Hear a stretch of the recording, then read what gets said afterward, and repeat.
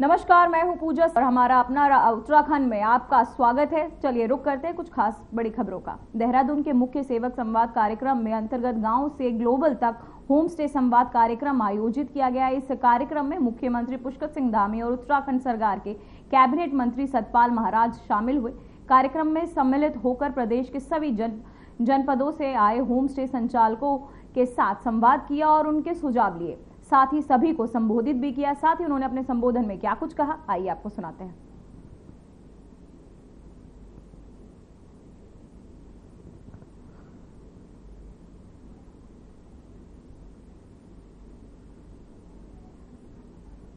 चल रहा है मतलब मेरा एक घर उत्तराखंड में भी इस प्रकार का भी एक लोगों के मन में विचार। एक होम स्टे में रुकने वाला एक तो हमेशा पूरे जीवन भर के लिए उस परिवार से जुड़ जाता है, उस गांव से जुड़ जाता है। और जब वो आता है तो केवल एक होम स्टे में ही नहीं रुकता है, फिर उसके आसपास पूरी चहल पहल बढ़ती है। तमाम प्रकार के लोगों की एक आजीविका बढ़ती है, उनके आर्थिक स्रोत बढ़ते हैं। और इसलिए मैं ये कहूँ कि आप सभी हमारे राज्य के सच्चे एम्बेसडर हैं, ब्रांड एम्बेसडर, जो राज्य की संस्कृति को आज देश दुनिया के अंदर ले जाने का काम कर रहे हैं। धीरे धीरे विदेशी मेहमान भी हमारे जो है इन होम स्टे की तरफ को आएंगे और वो भी दुनिया के अंदर जाकर हमारे ब्रांड एम्बेसडर बनेंगे। इसलिए आप सबको मैं ब्रांड एम्बेसडर कह रहा हूँ, तो इसमें कोई अतिशयोक्ति नहीं है। भाइयों बहनों, देवभूमि उत्तराखंड की सुंदर वादियाँ, शुद्ध वातावरण, पवित्र नदियाँ, आध्यात्मिक आभा सदैव से ही पूरी दुनिया को अपनी ओर आकर्षित करती रही है, आकर्षण का केंद्र रही है। और अभी आदरणीय प्रधानमंत्री जी ने हमने जो इस वर्ष एक नवाचार प्रारंभ किया, इनोवेशन शुरू किया कि इस वर्ष शीतकालीन यात्रा प्रारंभ करी है। और शीतकालीन यात्रा में सम्मिलित होकर प्रधानमंत्री जी ने हम सबको प्रोत्साहित किया और पूरी दुनिया को, देश की दुनिया के लोगों को कहा कि यहाँ आइए, यहाँ पर अनेक कार्यक्रम करिए। कॉरपोरेट के लोगों से कहा, धार्मिक क्षेत्र में काम करने वाले लोगों से कहा, शिक्षा के क्षेत्र में काम करने वालों से कहा, बड़े बड़े इंडस्ट्री वालों से कहा, निवेशकों से कहा। और मुखवा हरसिल से उन्होंने घाम तापो टूरिज्म, घाम तापो, ऐसे समय में जब पूरे देश के अंदर अधिकांश क्षेत्रों में जब धूप कहीं दिखाई नहीं देती है, सूर्यदेव दर्शन नहीं देते हैं, ऐसे समय में यहाँ शानदार धूप का हमको जो है सानिध्य प्राप्त होता है, शानदार धूप हमको मिलती है। अनेक प्रकार से जो मौसम है वो कहीं ना कहीं आने वाले व्यक्ति के अंदर एक ऊर्जा देने का काम भी करता है, एक शांति देने का काम करता है। और कुछ एक दिन रहने के बाद जब यहाँ से व्यक्ति जाता है तो अपने अंदर एक नई ऊर्जा लेकर यहाँ से जाता है। लेकिन अगर सच कहा जाए तो उत्तराखंड की जो असली आत्मा है वो हमारे गांव में बसती है। और जहाँ हमारी प्राकृतिक सुंदरता, समृद्ध संस्कृति, पारंपरिक विरासत का एक अद्भुत संगम एक स्थान पर ही देखा जा सकता है। एक स्थान पर अनेक प्रकार की जो विविधताएं हैं वो हमको देखने को मिल सकती हैं। इसी उद्देश्य से आदरणीय प्रधानमंत्री जी के नेतृत्व में और मार्गदर्शन में हमारी सरकार ने स्थानीय अर्थव्यवस्था और स्वरोजगार को बढ़ावा देने के लिए होम स्टे योजना की शुरुआत की थी। मुझे अत्यंत प्रसन्नता है कि हमारे राज्य के दूर दराज गाँवों में होम स्टे योजना आज अपनी एक अलग पहचान बना रही है। कई जगह तो अभी चारधाम यात्रा प्रारंभ हो रही है और होटल वाले, हमारे भाई जो होटल चलाते हैं, वो बार बार ये कह रहे हैं कि अभी भी होटल जो है पूरे बुक नहीं हुए हैं। लेकिन रजिस्ट्रेशन हमारा कितना हो गया सचिन जी? 18 लाख रजिस्ट्रेशन हो गया, जिसमें से अभी 60% ही हमने जो है ऑनलाइन किया है, 40% अभी ऑफलाइन के लिए छोड़ रखा है। तो बहुत बड़ी जो संख्या है आज वो होम स्टे को प्राथमिकता दे रही है। एक बड़ा कारण ये भी है कि होम स्टे की तरफ लोग जो है आकर्षित हो रहे हैं। मुझे प्रसन्नता है कि आप सब लोग इस क्षेत्र में बहुत अच्छा काम कर रहे हैं। आज राज्य के हजारों परिवार इस योजना से जुड़कर अपने घरों के द्वार उन्होंने पर्यटकों के लिए खोल दिए हैं। इस योजना के माध्यम से जहां हमारे गांव आर्थिक रूप से सशक्त हो रहे हैं, वहीं युवाओं को स्थानीय स्तर पर रोजगार मिलने से जो पलायन की रोकथाम है उसमें भी सहायता प्राप्त हो रही है। और आप सबके बड़े अच्छे अच्छे सुझाव भी यहाँ पर आए हैं। और सच में चूंकि जो धरातल पर काम करते हैं आप लोग, तो आप लोगों को और ज़्यादा जो धरातल की जानकारी है वो व्यवहारिक रूप से है। इसलिए हम ये भी प्रयास करेंगे कि जो भी आप सब लोगों ने सुझाव दिए हैं उन सुझावों को हम आगे बढ़ाएं।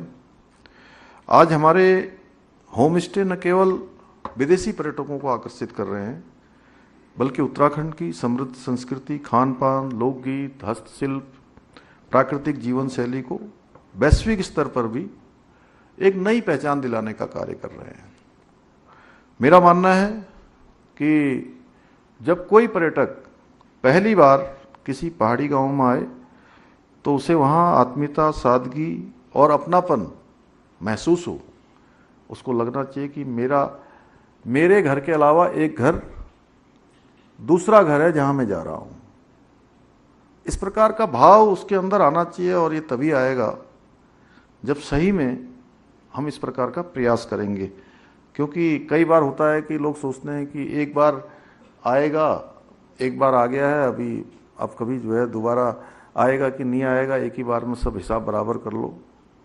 इस प्रकार की बात अगर मन में आए तो वो फिर खराब होता है। जैसे क्या होता है कि प्रसिद्धि कैसे बढ़ती है कि किसी जगह पर दूर में भी होम स्टे हो, कहीं पर दूर कोई रुकने का स्थान हो, अगर वहाँ पर साफ सफाई है, स्वच्छता है, कमरा छोटा है कि बड़ा है, इससे मतलब नहीं होता जी।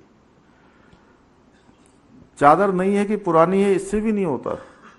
वो साफ सफाई कितनी है, अच्छा बाथरूम है कि नहीं है, अच्छा खाना भले ही 10 प्रकार का ना हो, लेकिन एक ही 2 प्रकार का खाना भी हो तो वो स्वादिष्ट है कि नहीं है, अच्छे से मतलब भाव उसमें मिला है कि नहीं मिला है। तो सच में वो एक बार आएगा और वो पता नहीं आ पाएगा कि नहीं आ पाएगा, लेकिन वो आपका प्रचार इतना प्रचार करेगा जो आप कई लाखों रुपए का विज्ञापन देकर भी जो प्रचार नहीं कर पाएंगे, वो जीवन भर का प्रचारक आपको मिल जाएगा। क्योंकि वो किसी किताब में नहीं लिख रहा है, वो अपने दिल में लिख के ले जा रहा है आपके द्वारा, जो उसके साथ जो व्यवहार किया गया है, जो आत्मीयता प्रदान की गई है। तो निश्चित रूप से उसको अपनापन महसूस हो। और जो वो हमारे यहाँ की मंडवे की रोटी खाएगा, झंगोरी की खीर खाएगा, भांग की चटनी खाएगा, यहाँ का रायता खाएगा, और भी जो हमारे यहाँ के पहाड़ी व्यंजन हैं उनका स्वाद चखे, तो उसे ऐसा अनुभव हो जैसा आप कह रहे थे अभी, मसूरी वाले कहाँ गए, काफल वाले, वो कह रहे थे ना कि वहाँ से 5 स्टार में रुकते हैं और खाना खाने हमारे यहाँ आते हैं। तो उसके मन में ये हो कि भाई 5 स्टार में जो खाना नहीं मिल सकता वो हमारे इन होम स्टे में मिल रहा है।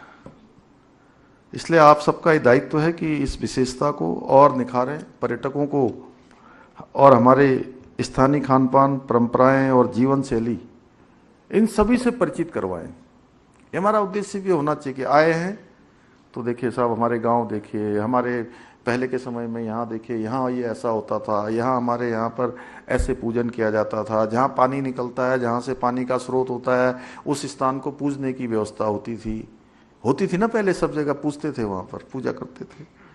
तो क्योंकि यही हमारी सबसे बड़ी यूएसपी है, यही हमारी पहचान है, यही हमारा, जैसा आप में से कोई कह रहा था कि मैंने अपने पोटेंशियल को जाना कि मैं क्या कर सकता हूँ पहले, तो ये भी हमारा एक पोटेंशियल है कि हमारी जो पहचान है, और यही हमारी असली पहचान, और हमें इसे गांव से ग्लोबल तक पहुंचाना है। ये खाली स्लोगन नहीं है। और ये सोच लीजिए कि होम स्टे तो बहुत है हमारे यहाँ पर, 5,000 से ज़्यादा होम स्टे। कितने Sachin ji register? 5,200 home stay अभी रजिस्टर्ड हो चुके हैं। तो ये मानिए कि 5,200 में से आप कुछ सैकड़ों लोग यहाँ आए हैं, तो आप उन सैकड़ों, उन हजारों लोगों के आज प्रतिनिधि के रूप में यहाँ पर आए हैं। यानी कि एक को हम मान सकते हैं कई सौ के बराबर, तभी तो होंगे 5,200। तो आप इतने बड़े वर्ग के प्रतिनिधि के रूप में यहाँ पर आए हैं। भाइयों बहनों, हमारी सरकार विभिन्न नीतियाँ और योजनाओं के माध्यम से स्थानीय अर्थव्यवस्था को और सशक्त बनाने के लिए, रोजगार स्वरोजगार के और अवसर पैदा हों, उसके लिए निरंतर प्रयास कर रही है। एक और जहां एक जनपद दो उत्पाद योजना के माध्यम से स्थानीय जो आजीविका है उसको बढ़ावा दिया जा रहा है, वहीं स्थानीय उत्पादों को राष्ट्रीय और अंतर्राष्ट्रीय स्तर पर वो पहचान मिले, उसके लिए हाउस ऑफ हिमालयाज ब्रांड शुरू किया है, जिसमें हमारी स्थानीय स्तर पर बनाए जाने वाले बहुत सारे उत्पाद उनको सम्मिलित किया गया है। महिलाओं के द्वारा बनाए जाने वाले उत्पाद उनको सम्मिलित किया गया है, मिलेट्स को उसमें सम्मिलित किया गया है। तमाम प्रकार के जो अच्छे अच्छे उत्पाद हमारे यहाँ बनते हैं उन सभी को सम्मिलित किया गया है। इसके साथ साथ आज स्टेट मिलेट मिशन के माध्यम से हमारे राज्य के मिलेट को भी पूरे देश में एक सुपर फूड के रूप में विशेष पहचान मिल रही है। भाइयों बहनों, तीर्थाटन और पर्यटन हमारे राज्य की जो अर्थव्यवस्था है उसका एक बहुत महत्वपूर्ण आधार है, जिससे हमारे प्रदेशवासियों को प्रत्यक्ष रूप से भी और अप्रत्यक्ष रूप से भी रोजगार और व्यवसाय के अवसर प्राप्त हो रहे हैं। हमारी आर्थिकी बढ़ रही है, साधन बढ़ रहे हैं, हमको काम मिल रहा है। इसी को ध्यान में रखते हुए हमारी सरकार राज्य में धार्मिक, साहसिक, eco tourism, wellness tourism, agro tourism, film पर्यटन जैसे अनेक क्षेत्रों को विकसित करने की दिशा में निरंतर प्रयासरत है। जहां एक और केदारखंड की भांति मानसखंड कॉरिडोर योजना के अंतर्गत कुमाऊं क्षेत्र के धार्मिक स्थलों को भी विकसित किया जा रहा है, वहीं ऋषिकेश और हरिद्वार को योग और आध्यात्मिक केंद्रों के रूप में वैश्विक स्तर पर प्रमोट करने के उद्देश्य से योजनाबद्ध रूप से कार्य किए जा रहे हैं। और इस वर्ष ये हमारा नवाचार सबने देखा ही, जिसमें प्रधानमंत्री जी ने स्वयं भाग लेकर पूरे देश दुनिया की तरफ हमारे राज्य की ओर ध्यान आकर्षित किया। इसके साथ ही हम राज्य में साहसिक पर्यटन जैसे कि trekking, river rafting, paragliding, skiing और माउंटेनियरिंग को बढ़ावा देने के लिए भी निरंतर प्रयास कर रहे हैं और नए नए स्थानों की खोज भी कर रहे हैं कि और नए स्थान हमको मिलें। और इस बार हमने भारत नेपाल सीमा पर बूम, जो कि चंपावत जनपद में है, वहाँ पर राष्ट्रीय खेलों की राफ्टिंग प्रतियोगिता भी आयोजित हुई। टिहरी में अनेक खेल आयोजित किए गए, वाटर की कई अनेक गतिविधियाँ वहाँ पर हुई, शिवपुरी में हुई। इसके अतिरिक्त भी चूँकि अब पूरे देश के अंदर से आने वाले लोगों की संख्या प्रति वर्ष बढ़ रही है, इतनी बढ़ रही है कि अभी मैंने आज सवेरे सभी जिलाधिकारियों के साथ वीडियो कॉन्फ्रेंसिंग से बात की थी, तो ऋषिकेश में, हरिद्वार में, देहरादून में, मसूरी में, उधर नैनीताल में और कैंची धाम में बहुत बड़ा जाम लग गया। 6-6, 7-7 घंटे का जाम लग गया। 3 दिन वीकेंड भी था और बैसाखी का पर्व भी था, लंबी छुट्टी थी, उसके कारण से लोगों की संख्या इतनी बढ़ गई। लेकिन अब ये तो हमारे लिए हमेशा चुनौती रहने वाला है। लोग आएंगे, उसके हिसाब से हमको अपनी प्लानिंग भी करनी है। तो सरकार प्लानिंग पर हम प्लानिंग कर रहे हैं, आने वाले अगले 25 सालों की प्लानिंग हो, 50 सालों की प्लानिंग हो, क्योंकि देवभूमि उत्तराखंड आने वालों की संख्या बढ़ रही है आज हर क्षेत्र में। तो वहीं दिल्ली दौरे के बीच मुख्यमंत्री पुष्कर सिंह धामी ने आज प्रदेश में समस्त जिलाधिकारियों संग वर्चुअली समीक्षा बैठक की। इस बैठक में प्रदेश के समस्त जिलाधिकारी को निर्देश दिए गए कि जन शिकायतों के समाधान को सर्वोच्च प्राथमिकता दी जाए। साथ ही आगामी 4 धाम यात्रा की व्यवस्थाओं के दृष्टिगत स्थानीय जनप्रतिनिधियों, होटल व्यवसायियों और अन्य हितधारकों के साथ समन्वय स्थापित कर सभी तैयारियां समय पर पूरी की जाए। वहीं सोशल मीडिया पर सीएम धामी ने पोस्ट साझा कर जानकारी दी है कि सभी जिलाधिकारियों को निर्देश दिए गए कि वाहन रोकथाम के लिए वन विभाग के साथ मिलकर पूर्ण तैयारियां सुनिश्चित की जाए। साथ ही वन्य अग्नि की दृष्टि को संवेदनशील क्षेत्रों में आवश्यक उपकरणों की पर्याप्त व्यवस्था रखी जाए। वन्य अग्नि की संभावना वाले क्षेत्रों में टीमें तैनात की जाए और उनकी निरंतर मॉनिटरिंग भी की जाए। गर्मियों में लोगों के पेयजल की दिक्कत ना हो, इसके लिए अधिकारियों को जिला स्तर पर बैठक करने के निर्देश दिए। साथ ही आगामी मानसून को सीजन के दृष्टिगत से सभी सुरक्षा व्यवस्था उपाय सुनिश्चित किए जाएंगे।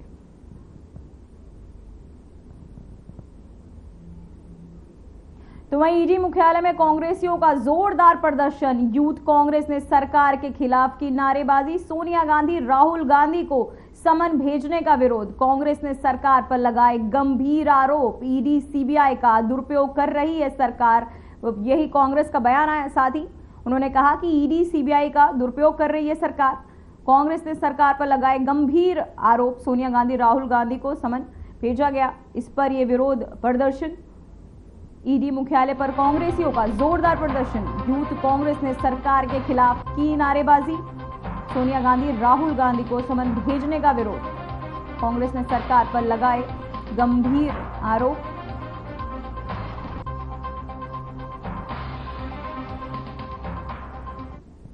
तो वहीं उत्तरकाशी से खबर सामने आ रही है। यमुनोत्री धाम में बाढ़ सुरक्षा कार्यों में आई तेजी। बड़ी मशीनों को एयरलिफ्ट करके की गई शुरू तैयारियां। चूकिंग हेलीकॉप्टर से ट्रायल लैंडिंग की योजना। अफसरों के निर्माणाधीन हेलीपैड का किया मुआयना। तो वहीं आपको बताते चले, अफसरों ने निर्माणाधीन हेलीपैड का मुआयना किया।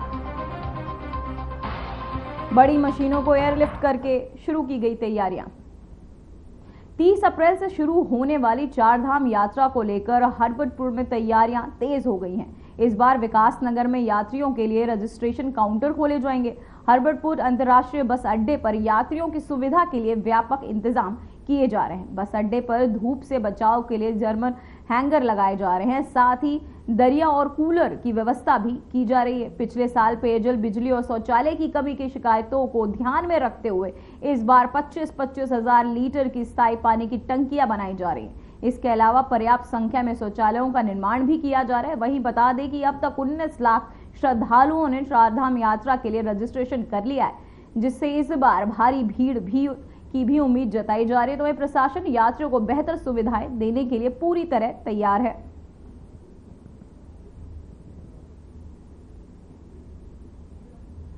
तो वहीं उत्तराखंड में डेम्स गुलाब की खुशबू से रोजगार महक रहा है। पिछले 3 साल में कलेक्टर लेव खेती के रूप में किसानों को डेम्स गुलाब की खेती का अपनाया है, जिससे खेती का क्षेत्रफल 150 हेक्टेयर तक पहुंच गया है।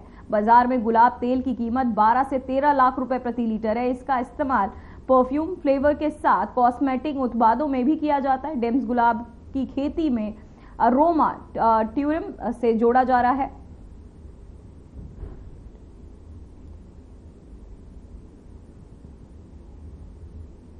तो वहीं उत्तराखंड में हाल ही में आयोजित 38वें राष्ट्रीय खेलों में डोपिंग का बड़ा मामला सामने आया है। राष्ट्रीय डोप रोधी एजेंसी ने 11 खिलाड़ियों को प्रतिबंधित दवाओं से सेवन के लिए दोषी पाया है।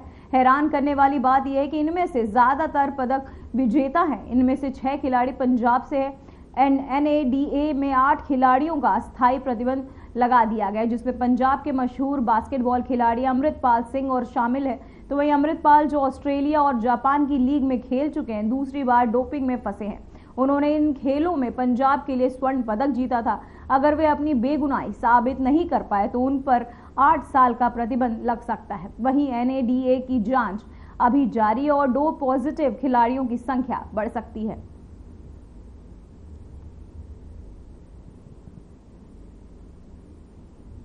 तो वहीं बेरीनाग में कॉलेज में नए सत्र के प्रवेश में छात्र छात्राओं का विकास खंड स्तरीय प्रवेशोत्सव कार्यक्रम का आयोजन किया गया। इस कार्यक्रम में बतौर मुख्य अतिथि नगर पालिका अध्यक्ष बेरीनाग हेमंत पंत मौजूद रही। इस अवसर पर उन्होंने कहा कि सरकार के तहत सरकारी स्कूलों में लगातार विभिन्न सुविधाओं का बढ़ावा दिया जा रहा है। अभिभावक ने अपने बच्चों को नए स्कूलों में प्रवेश करने की अपील की है। वहीं मौके पर खंड शिक्षा अधिकारी भूपेंद्र कुमार ने सरकारी स्कूलों में वर्तमान में चलाई जा रही विभिन्न योजनाओं की जानकारी दी है। एक हमारी जो डायरेक्टर महानिदेशक महोदय है श्रीमती सुश्री झरना कामठान जी, उनके ही निर्देश पर पूरे प्रदेश में आज ये प्रवेशोत्सव स्वागतोत्सव कार्यक्रम आयोजित किया जा रहा है, जिसमें जो 9 प्रवेशार्थी छात्र छात्राएं हैं क्लास 6 में, 7th में, 8th में, 9th में, 11th में, उनको उनके उत्साहवर्धन के लिए और अभिभावकों को आमंत्रित करके उनका स्वागत किया जा रहा है, ताकि उनका उत्साह बढ़े और बच्चे, हमारे जो सरकारी विद्यालयों में कुछ छात्र संख्या न्यून हुई है वो फिर से पूरी हो जाए और अच्छा नामांकन हो। बच्चों को जो सरकारी सुविधाएं दी जा रही हैं उनके बारे में बताया जा रहा है। इस कार्यक्रम का संक्षेप में जो उद्देश्य है और जो इस रखा गया उसका यही कारण है मुख्य रूप से। और मेरे जितने भी अतिथि आए हैं मैं उनका सभी का यहाँ स्वागत और अभिनंदन करता हूँ। तो वहीं रुड़की में एक बार फिर लावारिस कुत्तों का आतंक बढ़ता जा रहा है। हालात ऐसे हो गए हैं कि रोज दर्जनों लोग कुत्तों का शिकार बन रहे हैं और अब तो ये खतरा सिर्फ होता ही सीमित नहीं नजर आ रहा है, सिविल अस्पताल तक इसका डेरा बन गया है। दरअसल रुड़की सिविल लाइन अस्पताल में हर दिन 50 से ज्यादा लोग कुत्तों के काटने से घायल होकर अस्पताल पहुंच रहे हैं। तो वहीं जिसके कारण एंटी रेबीज इंजेक्शन की मांग भी तेजी से बढ़ गई है। वहीं पीड़ितों का कहना है कि न सिर्फ शहर बल्कि देहात क्षेत्र में भी लावारिस कुत्ते राहगीरों पर हमला कर रहे हैं और प्रशासन की ओर से कोई भी ठोस कार्यवाही होती नजर नहीं आ रही है। वहीं इस मामले में आर्यन टीवी के द्वारा मुख्य नगर आयुक्त रुड़की राकेश चंद्र तिवारी से बात की। एबीसी सेंटर का जो हमारा टेंडर है, टेंडर खोला जाना है, चूँकि ये समस्या बड़ी है कि कुत्तों के द्वारा जो लगातार नगर निगम क्षेत्रों में जगह जगह डॉग बाइटिंग की जाती है और लोगों की शिकायतें भी आती रहती हैं और समस्या भी बड़ी है। तो इस संबंध में उसके निजात के लिए जो हमारे कंपार्टमेंट वगैरह बनने हैं और उसका टेंडर डाला गया है और टेंडर खोलने की अवधि आ गई है। और इस समय चूँकि ठेकेदारों का रजिस्ट्रेशन चल रहा है, जिसकी प्रक्रिया 2-1 दिन में पूर्ण होने वाली है। जैसे ठेकेदारों का रजिस्ट्रेशन पूर्ण हो जाता है इसको ओपन करके और इसमें कार्रवाई प्रारंभ कर दी जाएगी।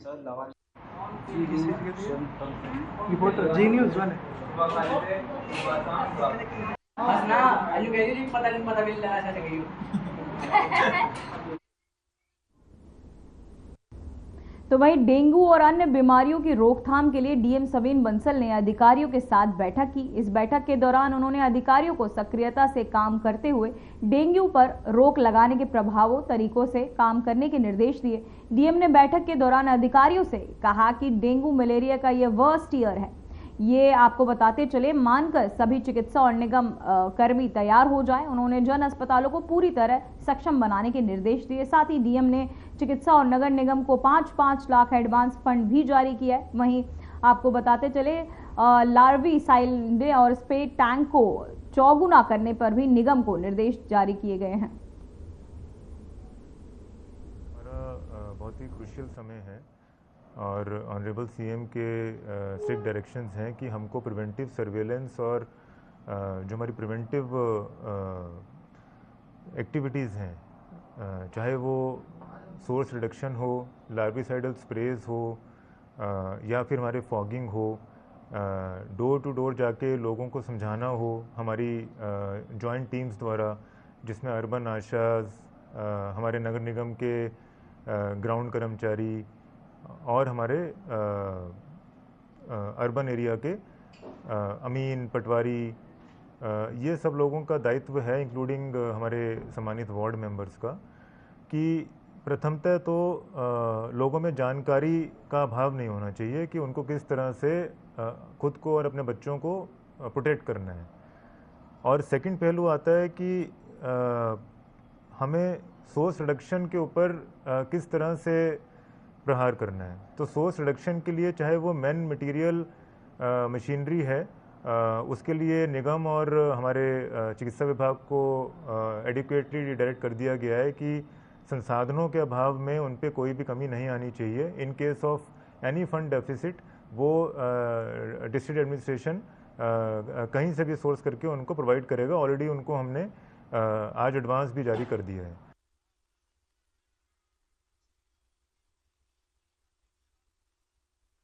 खबरों में बस इतना ही। मुझे दीजिए इजाजत। नमस्कार।